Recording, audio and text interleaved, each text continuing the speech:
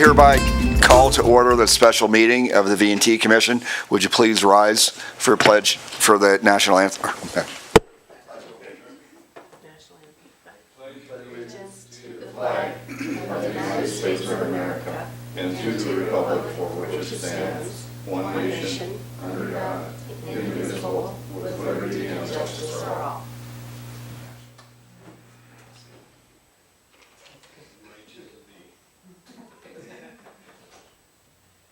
So now, do we call public comment? Could we have roll call, please? Yes, you can. Jack McGuffey. Here. Nick Morano. Here. Joel Dunn. Here.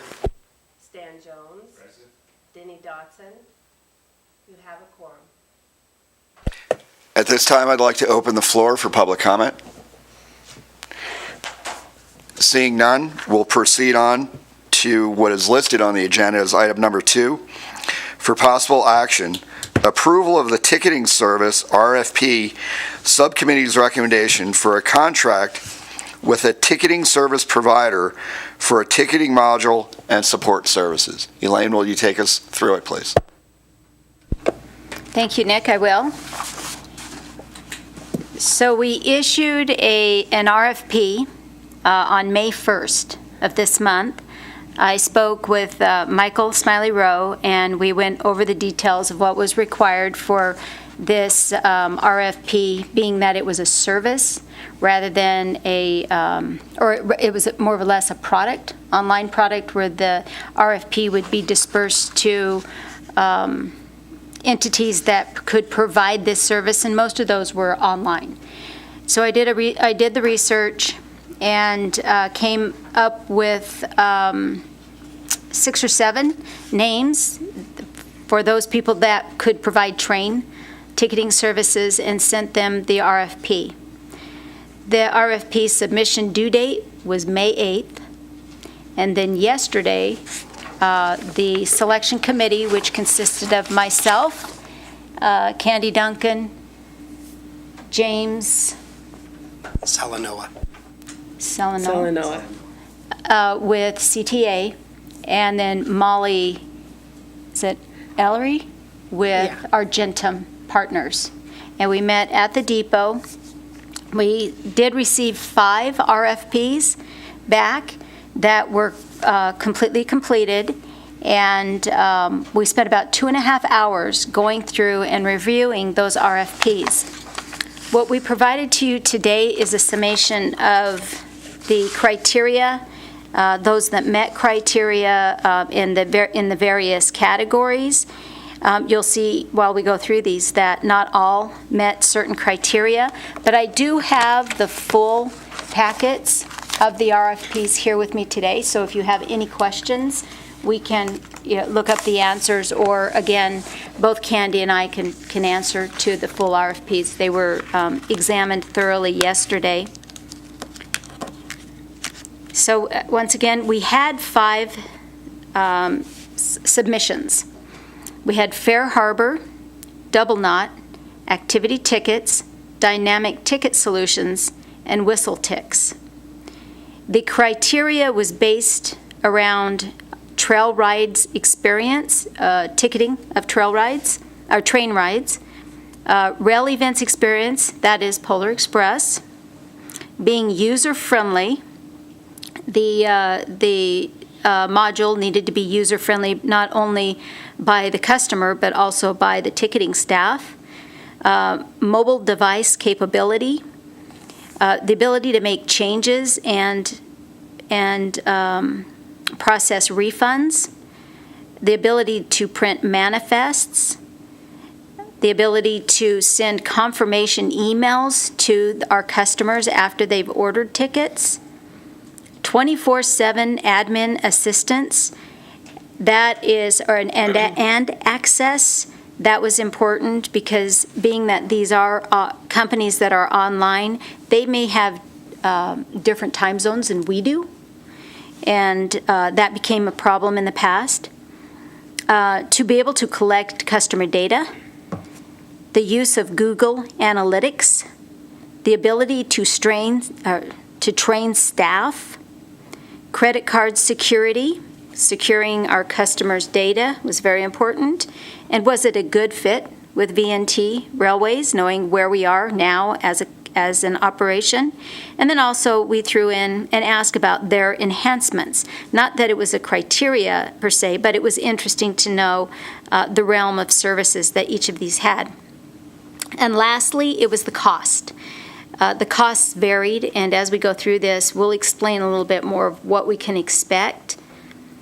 We're going with an average of 30,000 tickets, and that's how we started with the math to analyze these.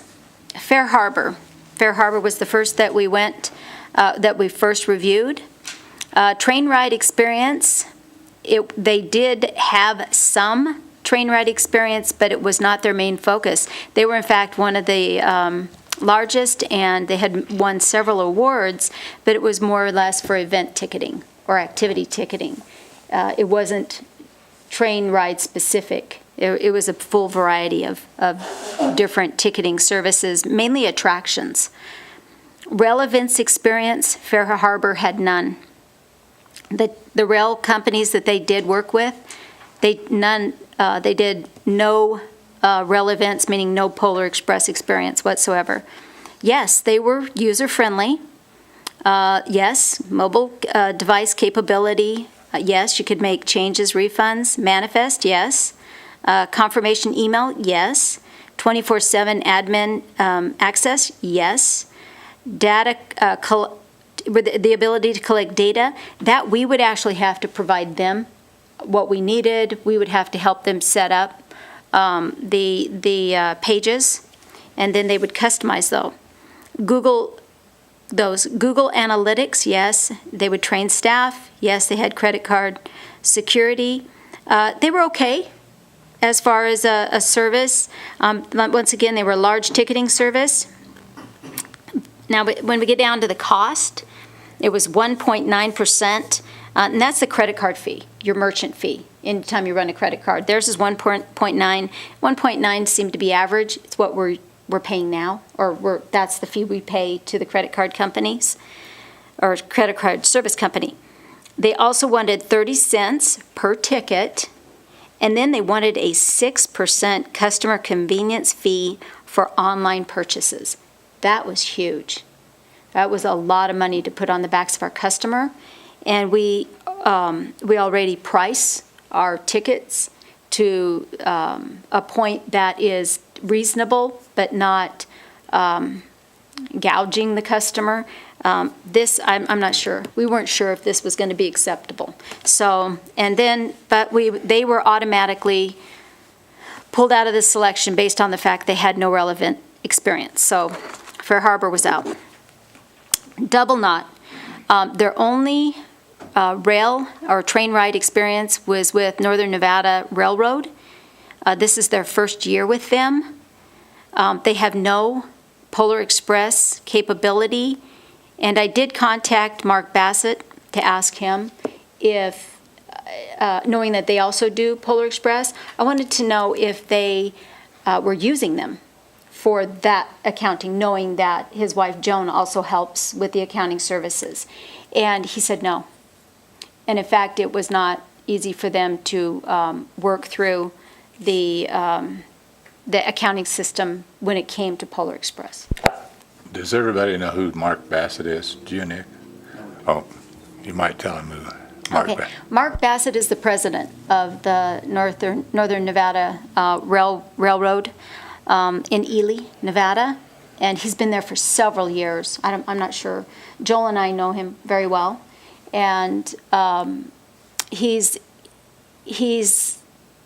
we sought out from some of his recommendations were people that I contacted, and he knows all about our system, what we're doing here, our trains, our schedules.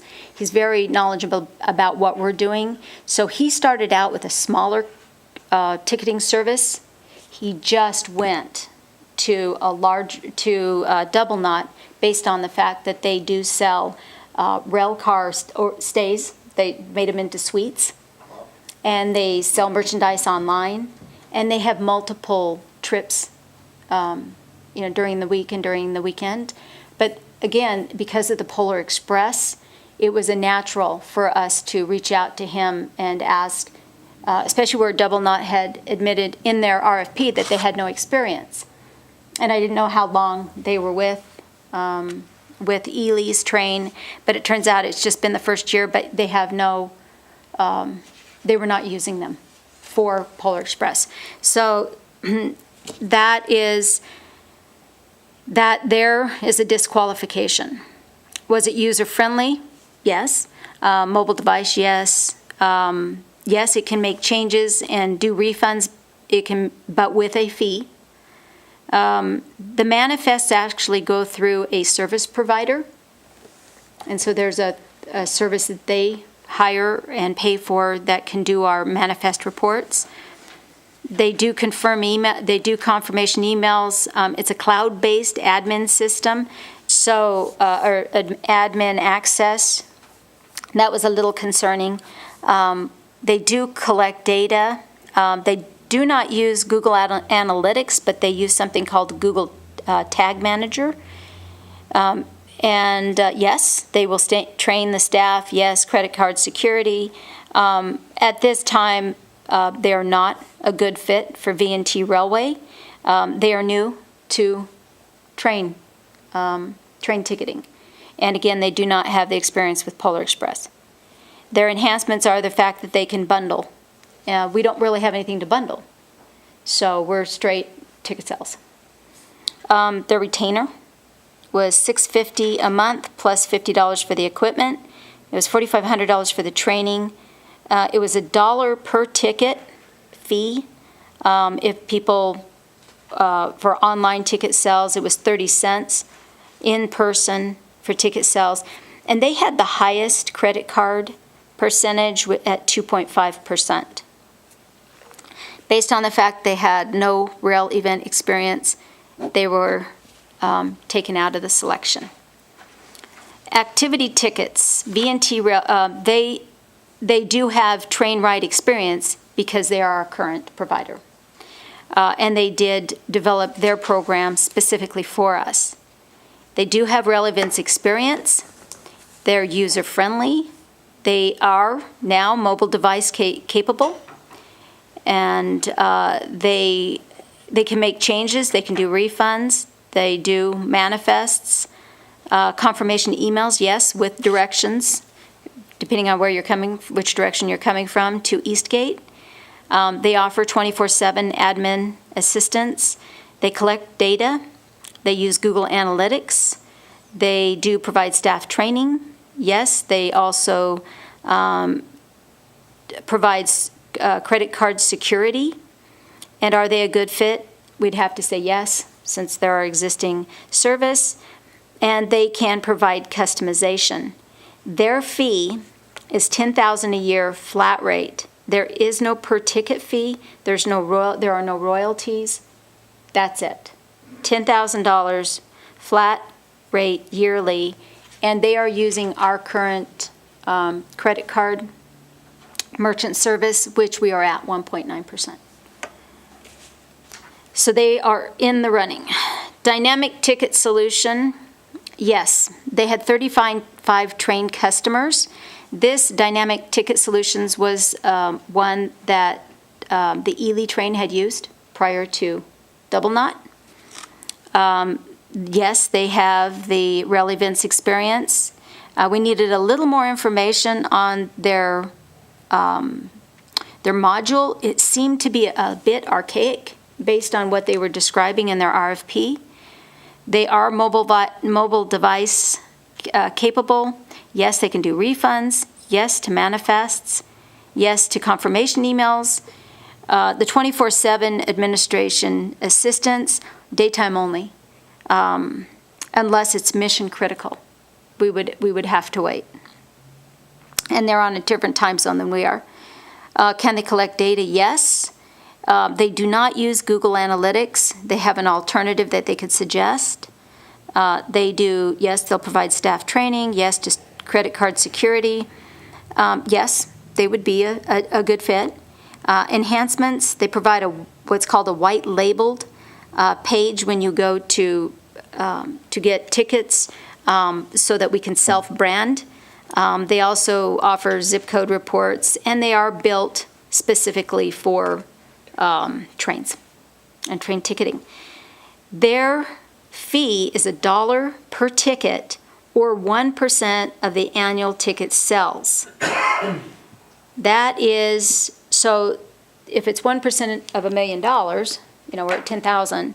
But if it's whichever's greater, so we sell 30,000 tickets, so right now they're at 30,000 because they would go with the higher of the two, so it'd be 30,000.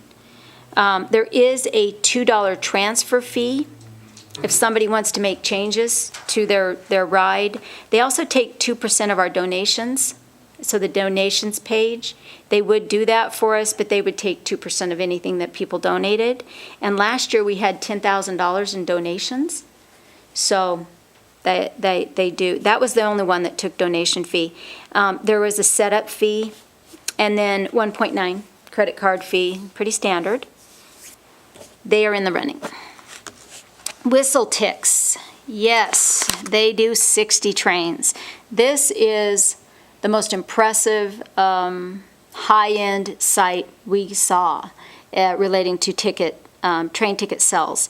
They are way above what we need at this point, but maybe someday we'll just be so popular and grown to the point where we could use a service like this, but this is the Cadillac.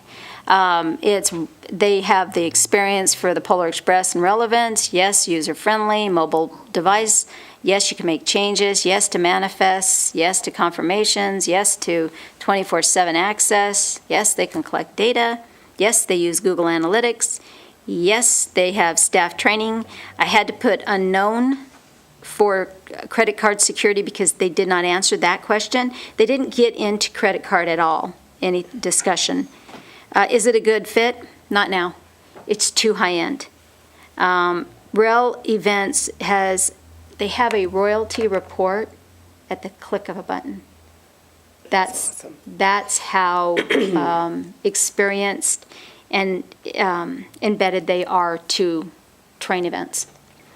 And so they do online marketing, live ticket sales, they do email blasts, they do web design.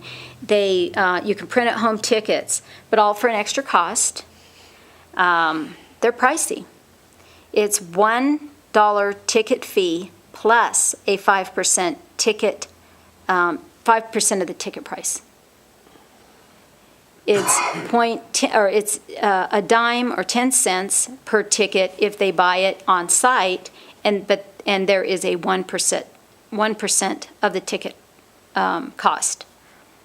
There's a one-time donation of $40,000, which they would provide to us, plus some equipment. The other fees were not explained in detail, and I do not know as far as what the credit card fee was. It wasn't mentioned. But when you do the math, we're looking at a lot of money, somewhere between $250,000 to $300,000, and we're just not there yet. Basically, you could do away with staff. You could just go with Whistle Ticks and run a train. Yeah, you don't need staff. Yeah, this is the everything, but it is all online. Maybe someday, but no. And cost alone, we just, it wasn't in the running. So we got down to activity tickets and dynamic ticket solutions. No, they were both matched up as far as what they could provide to us, but the fee-wise, it was activity tickets that we decided to go with. Just out of curiosity, do we get a lot of changes to ticket changes, do you? Especially during Polar Express, because people buy tickets so early, then they realize there's a Christmas party or kids something, and they need to change, so, yeah. So early on when, through SB 57 and the new formation of the board, we talked about transparency and public process, and this is a great example of that. We've gone to the extent to look at every one of our contracts, all of our employees, and now our ticketing service is going through a public process of selecting and going through an RFP, putting together a panel of people that have the skill set and the expertise to decide on our behalf of what direction they would recommend for us to go. I want to thank you for putting in the time. I've been a part of some of these RFPs and one for the board here, and it's a lot of dedication. It's a lot of time in a short amount of time to bring this back to us. With that going through, great detail. I want to thank you for having James Salanoa as part of it. I think he probably brought quite a bit. I know he's done a lot of research with point-of-sale systems and ticketing modules, and knowing that the group collectively have selected one of the 6. I mean, I'm certainly comfortable with that. I have no doubt that we can work under enhancements of customization with activity tickets, where I think maybe we didn't require or ask for some breakout for the royalty payments. I'm confident that working with Hugh and staff that we can work through and get the breakouts that we need for royalty payments. So I'm very comfortable moving forward with the suggestion from the selection committee. So I thought that was very well said, Joel. I'd also like to thank Elaine and Candy, both of you, for the work that you put into this. Thought it was a great report. I also agree, moving forward, the process that you've put in place here is exactly the way that we want to run things going forward. So thank you. I think it was a good job. Any other questions from the commission? Well, I agree. You both did a lot of extra work, and I appreciate it. Just out of curiosity, Candy, what did we pay last year for ticket sales, approximately? I believe we paid a flat fee to activity tickets, and it was $7,000. And it has been that for many years. So before I bring it back to the commission for a possible motion, any public comment on this item? Seeing none, at this time I'll entertain a motion.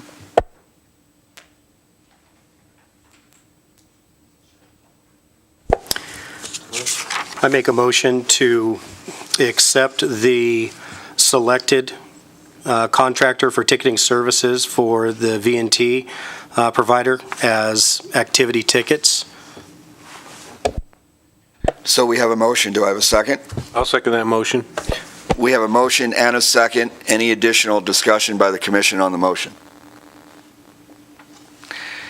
All in favor? Aye. Aye. All opposed? Passed unanimously, 4-0. Will you be bringing back at the next meeting the contract?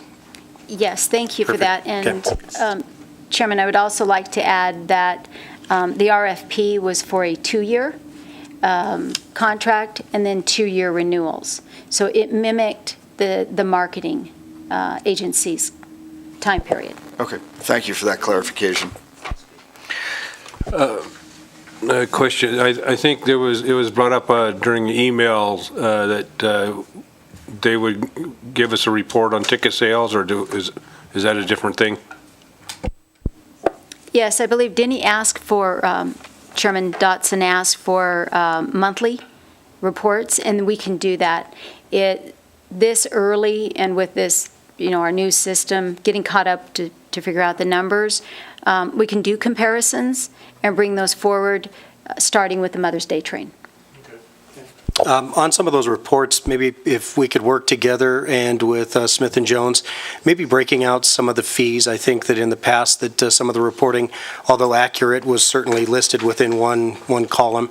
So if we can break out historical preservation with some of the other fees, I think that would be a great way to move forward before we get into especially the polar season. In the contract, definitely stress the fact of the customization and being able to make changes to the reporting throughout the process. But no, I look forward to it. Okay, well, thanks, everyone. Okay, item number 3 is for discussion only, is to set the next board meeting date. I would like to bring to everyone's attention, we will not have a regular board meeting in the month of May. The next meeting, however, it will be a special board meeting to go over the augmented budget for fiscal year 2019. And that meeting will go on May 24th at 1 p.m. It's going to be in Virginia City at the Story County Conference Center. So again, special board meeting, May 24th, 1 p.m. at the Story County Conference Center, and it will be to approve the augmented fiscal year 2019 budget. With that, I will open the floor. Okay. With that said, I have a NACO conference out of state that week, so I won't be able to attend. Very well, thank you. Nick, I have a question, and it's more to Elaine than to the commission. Do you need to have this activity tickets contract on the 24th? Yes. We also talked in the last meeting about a sense of urgency to come back with some type of a policy regarding expense and purchases on your behalf, representing the commission. Could we have that back on the 24th also, so that we can move forward and simplify your process? Yes, we do have the space for a limited time in Virginia City, and I will not be at that meeting. I will be at Polar Express Camp, but Hugh Gallagher will be there. So he will be handling the budget, so that's a perfect time to bring that up.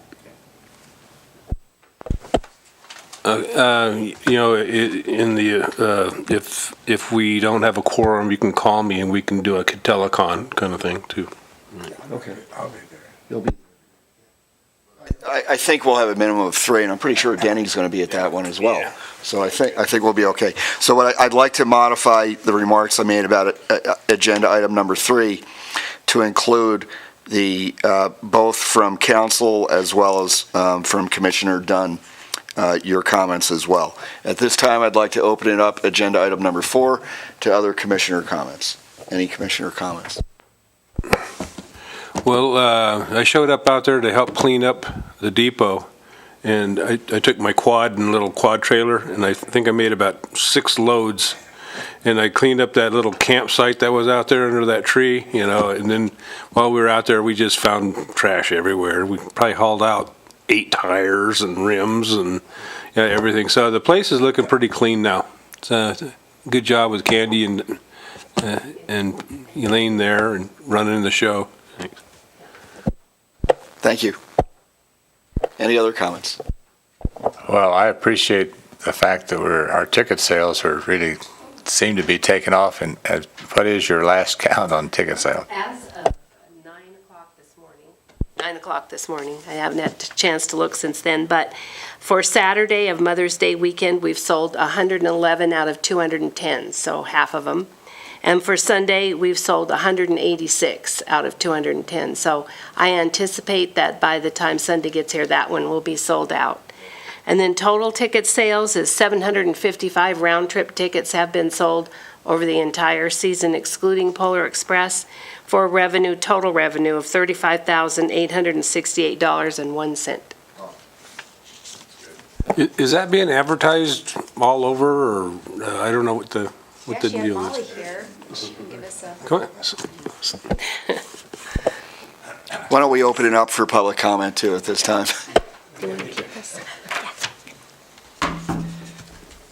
Members of the board, my name is Molly Ellery with our Jensen Partners. I would like to profusely apologize for my tardiness. I had this on my calendar at 1, which I believe is it's the normal meeting schedule time. So I'm so very sorry, but I do have a very exciting marketing update for you all.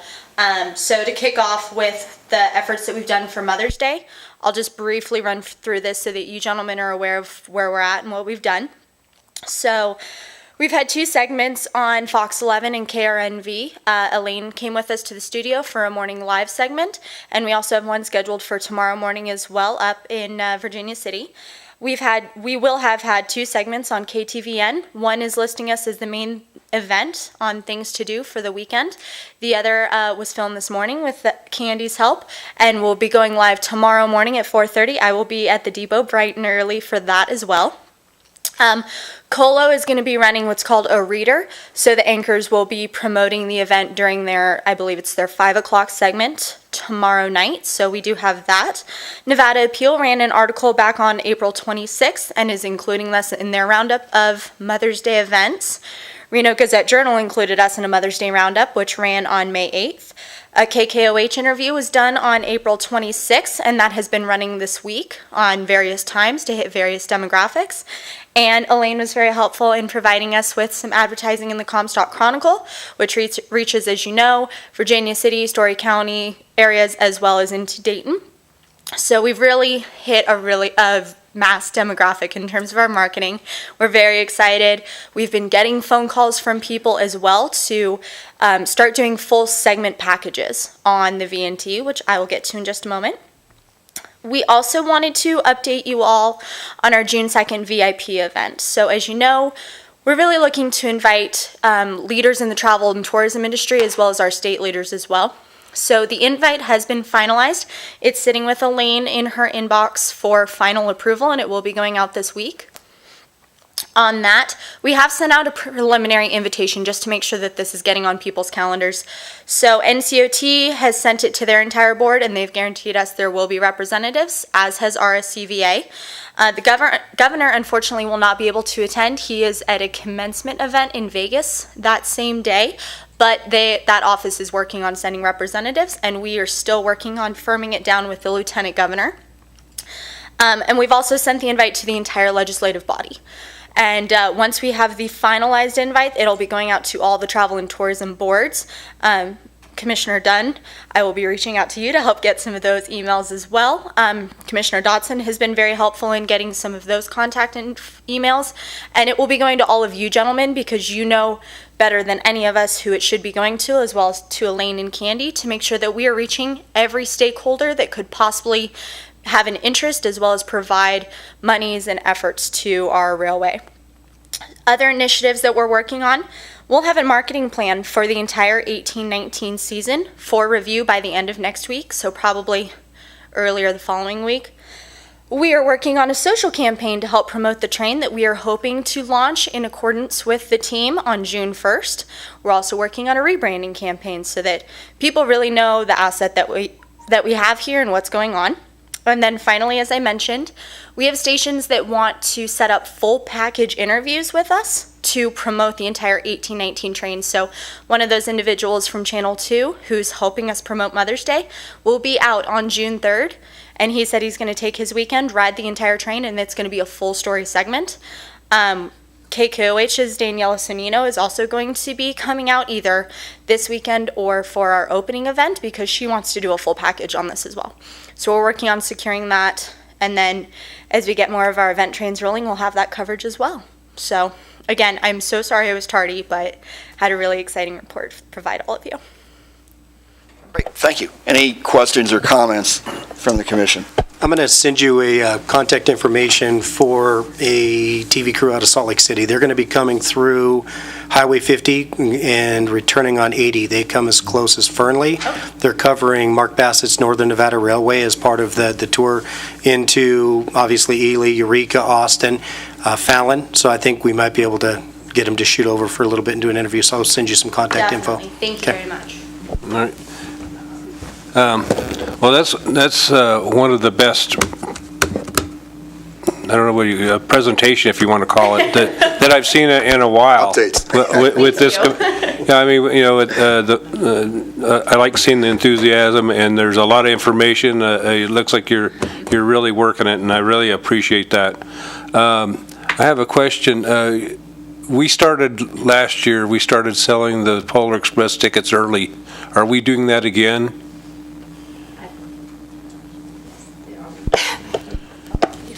Yes, we do plan to start selling Polar Express tickets early this year, and we'll do a big rollout for that. Oh, okay. And there'll be some teasers on the internet and using the creativity of Brain Trust and Argentum So- partners. You guys are going to be very impressed. Yeah, but we haven't sold any at this time. Nope, they're not available. All right. Not available.